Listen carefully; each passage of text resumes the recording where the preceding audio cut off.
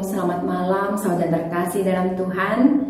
Sungguh bersyukur malam hari ini kita boleh kembali bersama-sama ikut di dalam persekutuan doa. Kita mau bersyukur juga atas setiap berkat yang telah Tuhan berikan kepada kita melalui keluarga yang Tuhan telah berikan, orang tua, anak cucu, bahkan kesehatan yang Tuhan izinkan boleh kita miliki hari ini. Kita mau menaikkan pujian Bapa sentuh hatiku. Kita mau menyatakan betapa kita mencintai segala yang telah terjadi dalam kehidupan kita, karena kita percaya kita punya Allah yang baik, yang memberikan rancangan yang terbaik bagi setiap kita anak-anaknya.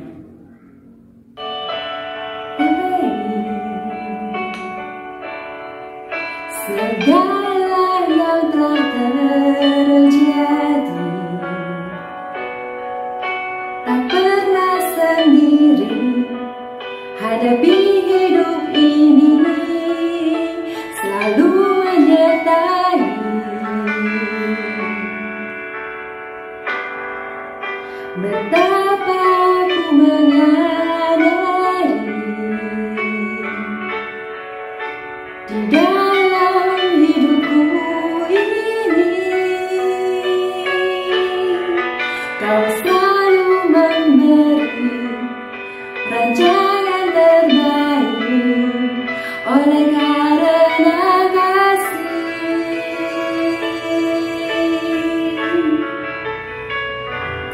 Bapa, sentuh hatiku, ubah hidupku menjadi yang baru, bagai emas yang murni. Kau membentuk bejana hatiku. Bapa, ajarku mengerti sebuah kasih yang selalu memberi, bagai air mengalir yang tiada pernah berhenti.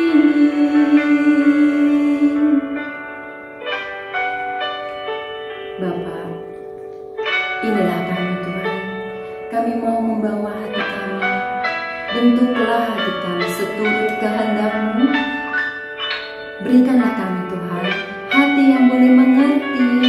Sentuhlah hati kami untuk boleh memahami kasih-Mu kepada kami. Apa yang Engkau berikan adalah yang terbaik yang kami butuhkan Tuhan. Bapa, inilah kami. Betapa ku menyadari di dalam hidupku ini, Kau selalu memberi rancangan terbaik oleh karena kasih.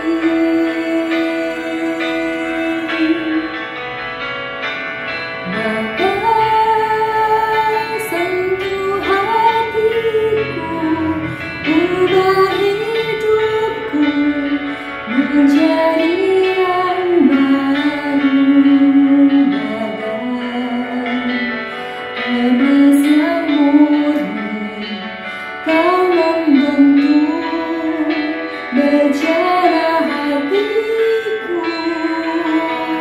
Bapa, ajarku mengerti sebuah kasih yang selalu memberi, seperti air mengalir yang tiada pernah berhenti. Bacaan Alkitab hari ini diambil dari Lukas pasal 9 ayat 62. Demikian firman Tuhan. Tetapi Yesus berkata, setiap orang yang siap untuk membajak tetapi menoleh ke belakang tidak layak untuk kerajaan Allah. Berbahagialah setiap orang yang mendengar firman Tuhan, memelihara dan melakukannya. Malam ini firman Tuhan akan disampaikan oleh Pendeta Yohanes Sunardi-Rama. Mari kita siapkan hati kita untuk mendengarkan firman Tuhan. Jemaat sekalian yang dikasihi Tuhan, selamat malam. Tibalah saatnya bagi kita sekalian untuk bersama-sama merenungkan kebenaran firman Tuhan. Namun sebelum kita merenungkannya, marilah terlebih dahulu kita berdoa. Mari kita berdoa. Bapa kami yang dalam kerajaan surga, pada kesempatan malam hari ini, kami sekali lagi bersyukur kepadamu ya Tuhan, karena kami memperoleh waktu yang baik, sekalipun secara online, kami boleh kembali membaca dan merenungkan kebenaran firman-Mu melalui persekutuan doa malam ini. Oleh sebab itu ya Tuhan, kami mohon biarlah Engkau memberkati dan memakai hamba-Mu yang penuh dengan keterbatasan ini, sehingga dia boleh dapat menyampaikan kebenaran firman Tuhan dengan sebaik-baiknya. Dan setiap kami boleh dapat mengerti dan didorong untuk melakukan akan kebenaran firman Tuhan. Terima kasih ya Allah, berkati kami sekalian yang mendengarkannya. Hanya di dalam nama Tuhan Yesus Kristus kami berdoa. Amin. Saudara-saudara sekalian, tema kita pada malam hari ini adalah fokus, jangan menoleh ke belakang, yaitu yang terambil dari Injil Lukas, pasalnya yang ke-9, ayatnya yang ke-62. Injil Lukas pasal 9 ayat 62, saya akan membacakannya bagi kita sekalian, demikian bunyinya. Tetapi Yesus berkata, setiap orang yang siap untuk membajak, tetapi menoleh ke belakang, tidak layak untuk kerajaan Allah. Demikian jauh pembacaan firman Tuhan. Berbahagialah mereka yang membaca firman Tuhan, mengerti dan melakukannya di dalam kehidupannya setiap hari. Saudara, suatu ketika seorang yang mengambil mata pelajaran fotografi, di dalam salah satu tugasnya, ia memilih anak perempuannya yang berusia 6 tahun itu sebagai subjeknya. Ia meminta anak ini duduk di lereng bukit yang indah, di mana di dekat lokasi itu terdapat sebuah pohon apel yang sedang berbunga. Tetapi sayang, ia tidak mampu menahan diri dari keindahan pohon apel yang ada di sana. Akhirnya apa? Akhirnya saat ia memotret, ia membuat pohon apel itu tampak lebih jelas di dalam pemotretannya. Lalu selanjutnya apa yang terjadi? Saudara, gurunya itu berkata kepadanya bahwa ada yang salah dalam pemotretan itu. Tatkala gurunya mengatakan demikian, ia sangat terkejut. Apanya yang salah? Gurunya mengatakan, pohon apel itu mengganggu fokus utamanya, yakni yang sebenarnya adalah gadis kecilmu itu yang seharusnya menjadi fokus utamanya itu. Gurunya berkata, lihatlah foto ini. Pohon ini tampak bersaing dengan gadis kecilmu itu yang seharusnya menjadi subjeknya. Saudara sekalian, lalu gurunya itu menyarankan apa? Dia menyarankan, sekarang pilihlah satu sasaran saja dan singkirkan lainnya. Saudara sekalian, melalui kisah ini kita dapat belajar bahwa di dalam mengerjakan apa saja di dalam kehidupan kita, sesungguhnya kita harus dapat fokus. Kita juga perlu berkonsentrasi di dalam hal ini dengan baik. Tanpa fokus, tanpa konsentrasi yang baik, maka kita akan gagal untuk melakukan apa saja yang akan kita lakukan, yang ingin kita kerjakan. Saudara sekalian, inilah sebenarnya yang juga ingin dikatakan oleh Tuhan Yesus kepada para murid yang mau mengikut Tuhan Yesus. Saudara, di dalam Injil Lukas pasal yang ke-9 ayatnya yang ke-62 di sana mengatakan, setiap orang yang siap membajak tetapi menoleh ke belakang, sesungguhnya tidak layak untuk kerajaan Allah. Saudara, orang yang siap untuk membajak haruslah fokus. Ia tidak boleh menoleh ke belakang. Saudara sekalian, orang yang membajak tetapi menoleh ke belakang atau tidak fokus, maka yang terjadi adalah garis daripada tanah yang dibajaknya itu tidak akan lurus. Garisnya itu akan menjadi belok-belok karena dia menoleh ke belakang. Dan bahkan bisa jadi bajakannya itu juga tidak rata. Saudara, jika demikian adanya, ini akan membuat hasil dari benih yang ditanamnya itu tidak akan bertumbuh secara maksimal. Bahkan bisa jadi gagal total. Saudara, demikianlah sebenarnya, yaitu ketika kita sudah memutuskan untuk mengikut Yesus, menjadi murid Yesus, kita harus memiliki hati yang selalu berfokus untuk taat kepada Kristus. Saudara, Tuhan Yesus meminta kita untuk fokus ke depan. Tidak boleh melihat ke belakang. Apa maksudnya? Tidak boleh melihat ke belakang. Tidak boleh melihat ke belakang. Maksudnya adalah tidak boleh mengingini dunia ini atau yang sifatnya duniawi. Kedagingan, hawa nafsu dari dunia ini.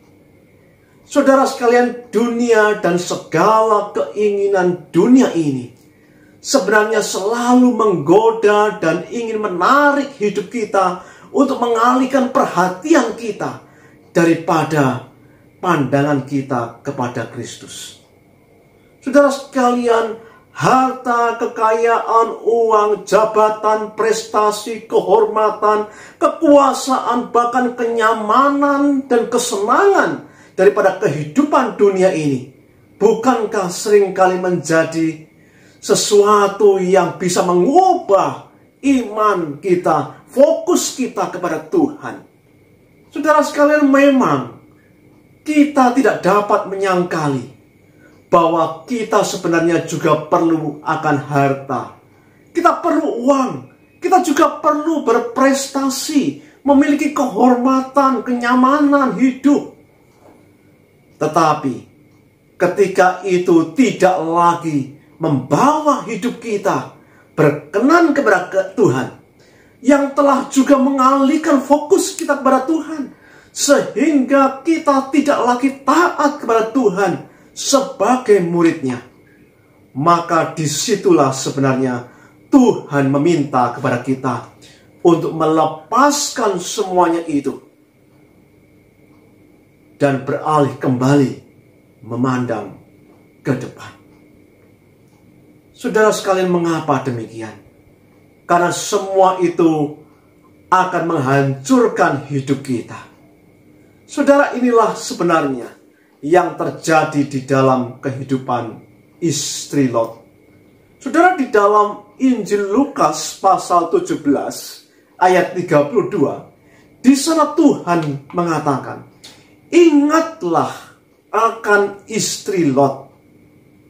Saudara, kita diminta untuk tidak melupakan peristiwa apa yang dialami oleh istri Lot pada waktu itu, yang sehingga ketika dia tidak taat, ia menjadi tiang garam.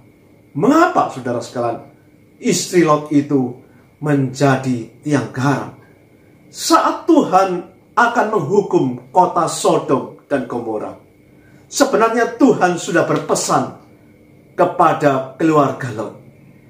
Firman Tuhan mengatakan, larilah, selamatkanlah nyawamu, janganlah menoleh ke belakang, supaya engkau jangan mati lenyap. Tetapi apa yang dilakukan oleh istri Lot saat itu? Ketika ia keluar daripada Sodom dan Gomora itu, tetapi ia juga sempat menoleh ke belakang. Saudara sekalian, akhirnya benar ia menjadi tiang garam. Saudara sekalian, mengapa istri Lot menoleh ke belakang? Sebenarnya tidak lain adalah karena istri Lot tidak rela meninggalkan kesenangan dunianya yang ada di kota Sodom dan Gomora itu. Ia lebih memilih dunia ini. Dia memilih kenikmatan kesenangan dunia ini daripada taat kepada Tuhan. Hatinya lebih mengingini dunia ini daripada hatinya tertuju kepada Tuhan yang menyelamatkan hidupnya. Saudara sekalian, hal ini sungguh menjadi pelajaran yang begitu amat penting bagi kita sekalian sebagai pengikut Kristus. Saudara, pada kesempatan ini Tuhan Yesus menantang kita sebagai pengikut Kristus, yaitu apakah kita masih tetap berfokus dan taat mengerjakan panggilan kita sebagai murid Yesus? Ataukah sesungguhnya fokus kita sudah beralih kepada dunia ini dan hidup di dalam segala keinginan dan nafsu dunia ini, sehingga semua itu menghalangi kita untuk maju dan bertumbuh di dalam iman kita kepada Kristus? Saudara sekalian, mari saat ini kita belajar dan menyatakan komitmen kita kembali, yaitu untuk mengerjakan tugas panggilan kita dengan baik, dengan penuh tanggung jawab, dan tetap berfokus kepada Kristus. Saudara sekalian, demikianlah renungan kita pada malam hari ini. Saya tidak akan memperpanjangnya, tetapi kiranya Tuhan Yesus menolong kita dan memberkati kita semua, agar kita juga dimampukan untuk menjadi murid Yesus yang sejati. Amin. Mari kita bersama-sama mengambil waktu hening sejenak.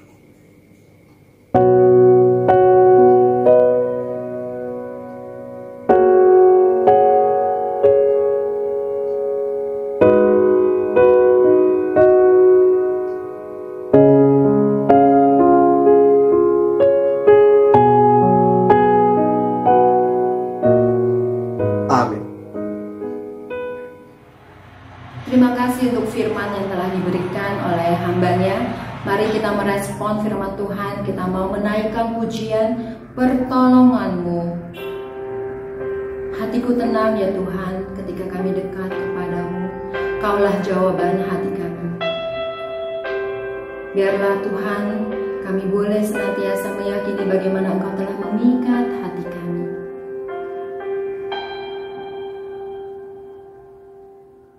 Hatiku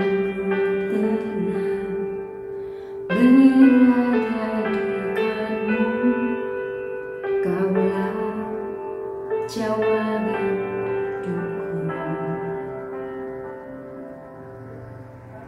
Hatiku tenang berada dekatmu, Kau yang pelihara hidupku. Pertolonganmu begitu ajaib, Kau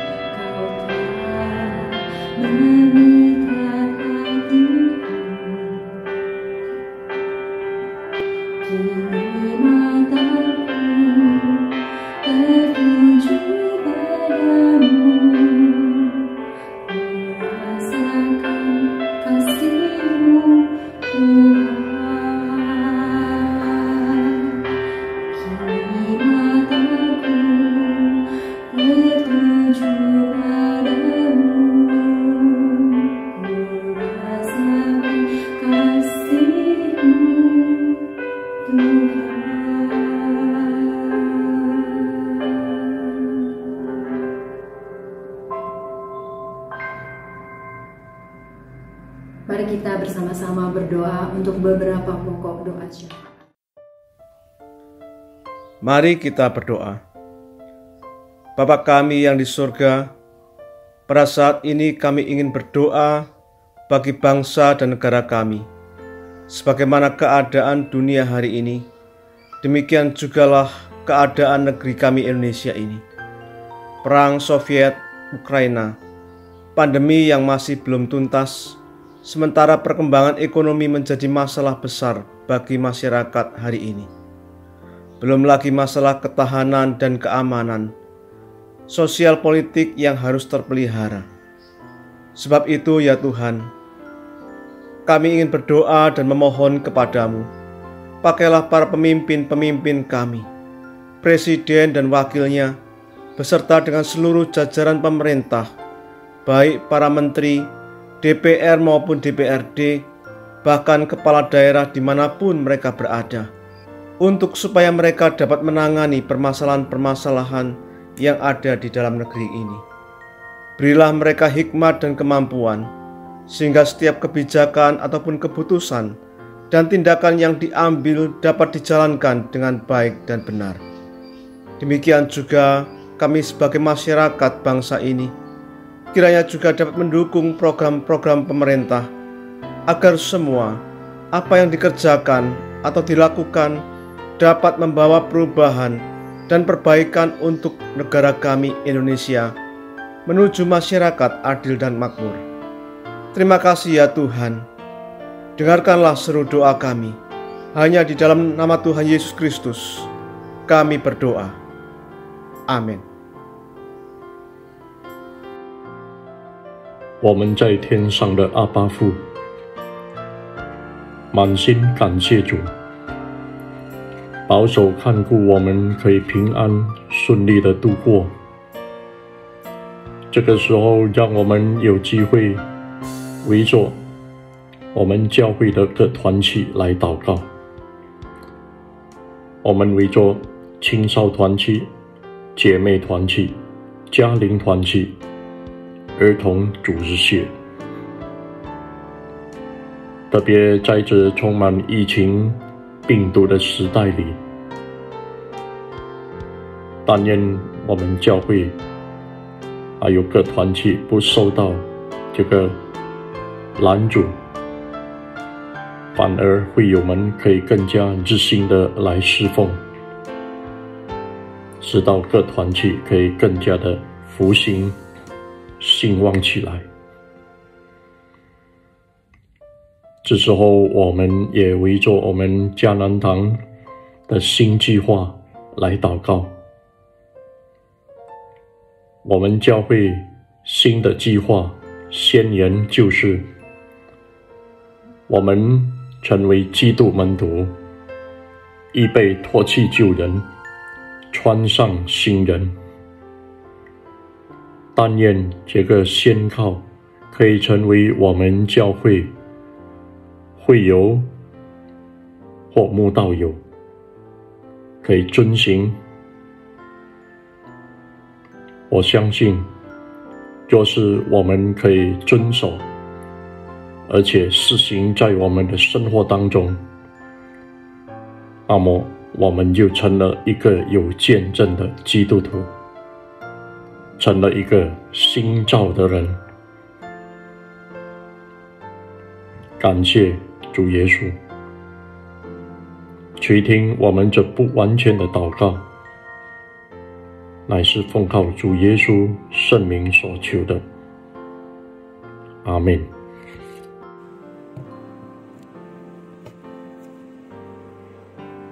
Tuhan Yesus, saat ini kami mau berdoa untuk kerohanian jemaat dan simpatisan di gereja kami.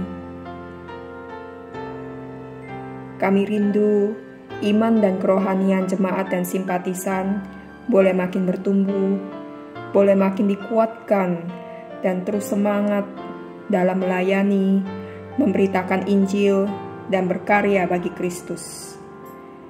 Jika di antara mereka ada yang sedang mengalami kemunduran iman, mungkin karena pekerjaan ataupun pergumulan dalam keluarga, mohon Tuhan yang kuatkan. Hanya dalam nama Tuhan Yesus, kami telah berdoa dan mengucap syukur. Amin. Ialah Bapa kami di dalam surga, kami juga berdoa Tuhan untuk hamba Tuhan, aktivis, dan majelis GKI Kanaan. Engkau juga yang pimpin Tuhan akan komitmen dan tanggung jawab yang mereka kerjakan, sehingga GKI Kanaan dapat terus bertumbuh, bukan hanya dari kualitas, melainkan kuantitas juga. Kiranya juga Tuhan yang memimpin akan kehidupan mereka, di dalam keluarga mereka, dan juga di gereja, agar mereka juga dapat mengatur waktu pekerjaan dan pelayanan mereka. Bapa, Engkau juga yang berikan terbaik untuk mereka. Kami juga berdoa Tuhan untuk kesehatan hamba Tuhan, aktivis dan majelis, sehingga dapat terus melayani dan menjadi teladan untuk GKI Kanaan. Engkau yang pimpin Tuhan semuanya yang terbaik untuk hamba Tuhan, aktivis dan juga majelis GKI Kanaan. Terima kasih Bapa. Hanya di dalam nama Tuhan Yesus Kristus kami berdoa. Amin. 弟兄姐妹们平安。这个时候，我们为病痛当中的弟兄姐妹们祷告，求主全能的手来医治、看顾、保守他们，使他们在病痛中可以经历神的同在，神的触摸，神的安慰，神的扶持，以及神的帮助。这里有一番传道、Daisy 传道、春香姐妹、佑明姐妹、莲花姐妹、亚亚弟兄夫妇、善终弟兄夫妇、安利弟兄、菲健的父母亲。这里有丽庄姐妹、美叶姐妹、景儿姐妹、婉珍姐妹。这里有 Mary 长老的妈妈素琴姐妹，还有很多在病痛当中的弟兄姐妹们。主啊，求主你开恩怜悯，医治病痛当中的传道弟兄姐妹们，让他们能够早日恢复健康。我们感谢你，主耶稣，垂听我们的祷告，奉主名求的，阿们。Mari kita menaikkan pujian, hanya Engkau satu-satunya. Setelah menyanyikan lagu ini, kita akan menutup persekutuan doa dengan doa Bapa kami bersama-sama.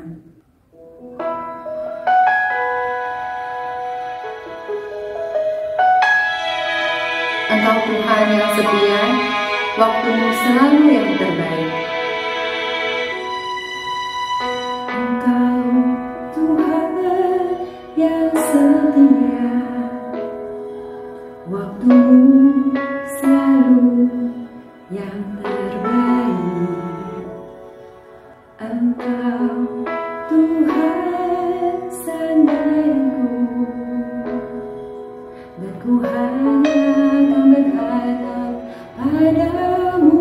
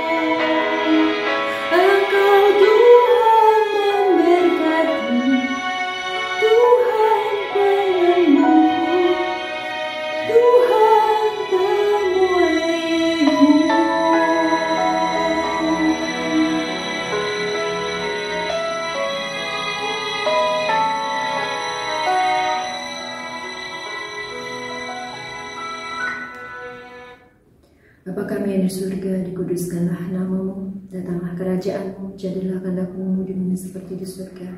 Berikanlah kami pada hari ini makanan kami secukupnya, dan ampunilah kami akan kesalahan kami, seperti kami juga mengampuni orang yang bersalah kepada kami.